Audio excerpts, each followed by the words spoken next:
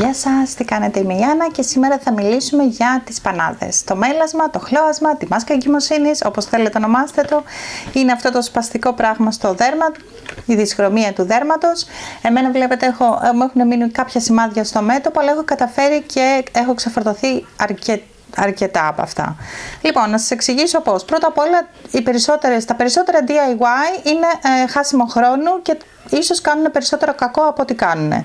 Οι περισσότερες κρέμες που κυκλοφορούν στο εμπόριο πάλι είναι χαμηλής περιεκτικότητας ενεργών συστατικών και κάνουν λίγη έως καθόλου δουλειά. Οπότε πάμε στο θέμα. Η κρέμα πήγα στο δερματολόγο και είναι το νούμερο 1 που σας προτείνω να κάνετε κι εσείς. Αν έχετε κάποιο θέμα είτε με μέλασμα είτε με κάτι από οτιδήποτε δερματικό, είναι το πρώτο πράγμα που πρέπει να κάνουμε, να πάμε σε δερματολόγο. Από το να ξοδεύουμε μία περιουσία σε καλλιτικά και να πέφτουμε θύματα του marketing κάθε εταιρείας που μας λέει ότι θα μας λύσει όλα τα προβλήματα, είναι καλύτερα να πάμε στο δερματολόγο και να μας πει και αυτό την άποψή του. Συνήθως υπάρχουν τα φαρμακευτικά σκευάσματα στην ουσία, έτσι, από δερματολόγο, ο οποίος θα σου λύσει το πρόβλημα και δεν θα στο λύσει μια κρέμα του εμπορίου. Για τα αυτά, πήγα στο δερματολόγο και μου έγραψε την κρέμα Pigman Orm. 5%, 0,1 και 1%. Θα εξηγήσω σε λίγο τι είναι αυτά τα ποσοστά. Λοιπόν, αυτή η κρέμα σίγουρα θα υπάρχει και με άλλες ονομασίες στη χώρα που είστε. Εγώ είμαι αυτή τη στιγμή στη Γερμανία, οπότε αυτή κυκλοφορεί εδώ για τη συγκεκριμένη πάθηση, τις καφεκιλίδες, αλλά στην Ελλάδα ή κάπου αλλού σίγουρα θα υπάρχει κάτι αντίστοιχο, γιατί η τεχνολογία πίσω από αυτή την κρέμα δεν είναι καινούρια, υπάρχουν και με άλλες ονομασίες. Η τεχνολογία τώρα πίσω από αυτή την κρέμα είναι ο συνδυασμός ενεργών συστατικών και ιδιαίτερα της υδροκοινώνης και της τρετινοίνης. Το τρίτο συστατικό που έχει μέσα είναι ένα τοπικό στεροειδή, το οποίο απλά βοηθάει λίγο στον ερεθισμό του δέρματος, γιατί ούτως ή άλλως θα υπάρξει, δηλαδή κοκκινίλα, λίγο θα αγριεύει, θα υπάρξει ερεθισμός του δέρματος λόγω των ενεργών συστατικών. Λοιπόν, τι κάνει τώρα το καθένα από αυτά? Η υδροκοινώνη, το οποίο υπάρχει σε αρκετά μεγάλο ποσοστό σε αυτή την κρέμα, λίγο ίσως και ανησυχητικό, γιατί η υδροκοινώνη είναι ένα λίγο αμφιλεγόμενο συστατικό. Αυτά έχει απαγορευτεί στο εμπόριο σε τέτοιες μεγάλες αναλογίες, να το πουλάνε δηλαδή οι εταιρείες, όχι ο δερματολόγος να στο γράφει σαν φάρμακο. Το οποίο, ποια είναι η διαφορά? Πρώτα απ' όλα, όταν το αγοράζει κάποιος από ένα μαγαζί, θα το βάλει όπως θέλει, όποτε θέλει, μπορεί και χωρίς να διαβάσει οδηγίες, ενώ ο δερματολόγος είναι υποχρεωμένος να σου εξηγήσει ακριβώς πώς να τη χρησιμοποιείς. Έτσι. Η υδροκοινώνη, που υπάρχει στη μεγαλύτερη αναλογία μέσα σε αυτή την κρέμα, είναι ένα συστατικό το οποίο εμποδίζει την παραγωγή μελανίνης στην ουσία.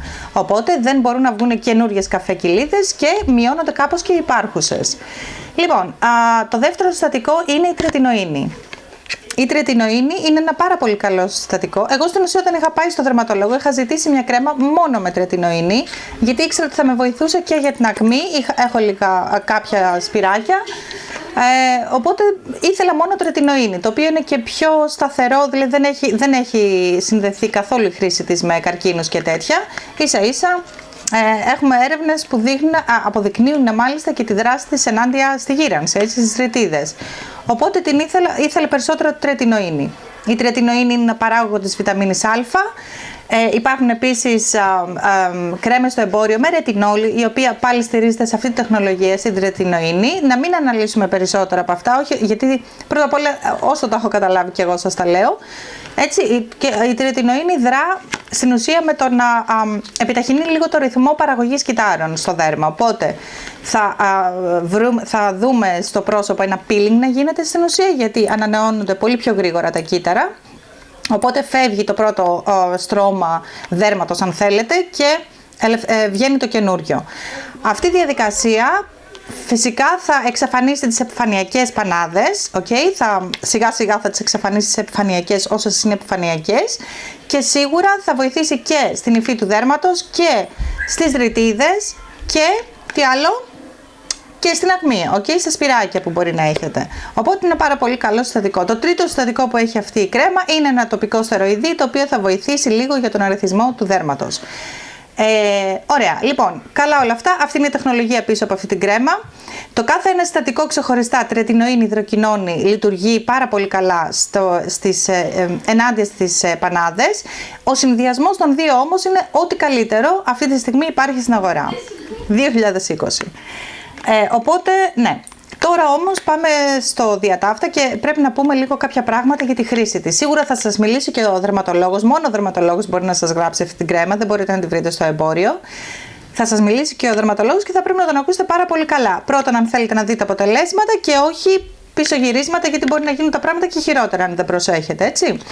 Λοιπόν, το πρώτο και πιο σημαντικό είναι πάντα φοράμε αντιλιακή μαζί με αυτή τη θεραπεία στην ουσία. Δεν μπορούμε να το κάνουμε για πάντα αυτή την κρέμα, είναι για 1 έως 3 μήνες, ανάλογα με το τι θα σας πει και ο δερματολόγος, πάντως δεν είναι για πάντα.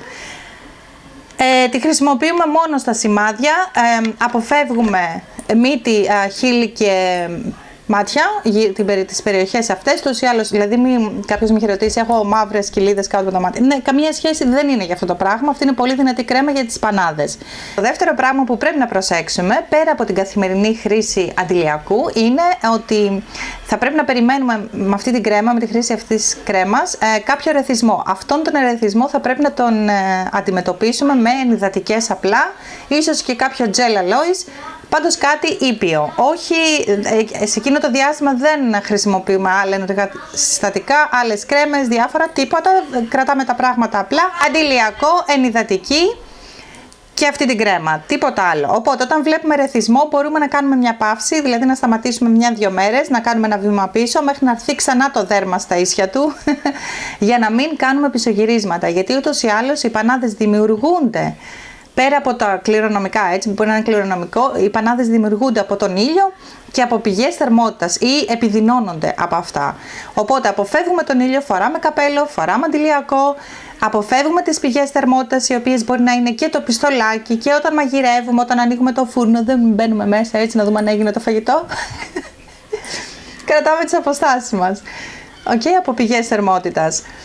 Και οπότε και ο ερεθισμός που προκαλεί αυτή η κρέμα είναι στην ουσία μια πηγή θερμότητας εκ των έσω, έτσι. Οπότε και αυτήν προσπαθούμε να την αποφύγουμε, γιατί άμα επιμένουμε σε αυτό, δηλαδή χρησιμοποιούμε κι άλλο και γίνει φουντώσει στην ουσία το δέρμα, θα βγάλει και άλλες πανάδες, απλά. Δηλαδή θα κάνουμε ένα βήμα μπρος και 2 βήματα πίσω, έτσι. Οπότε πολύ προσοχή, κάνουμε ένα βήμα πίσω, πολύ λίγη ποσότητα από αυτή την κρέμα χρησιμοποιούμε, σας το λέει και ο δερματολόγος ελπίζω, πάρα πολύ μικρή, εγώ δηλαδή χρησιμοποιούσα, επειδή χρησιμοποιούσα σε αρκετά μέρη στο πρόσωπο, χρησιμοποιούσα στο μέτωπο, σε όλο εδώ, έχω λίγο ακόμα ερεθισμό και τώρα το σταμάτησα προς το παρόν, λέω θα κάνω ένα διάλειμμα, θα χρησιμοποιήσω κάποια άλλα συστατικά που έχω, να κρατήσω λίγο, να δω αν θα κρατήσει πρώτα απ' όλα αυτή η κατάσταση και παραπάνω και μετά μπορεί να ξανακάνω αυτή τη θεραπεία μέσα στο χειμώνα όμως, όχι τώρα ακόμα έχει ήλιο, έχει καλό καιρό. Ωραία, αυτά λοιπόν, γεια σας και χαρά σας!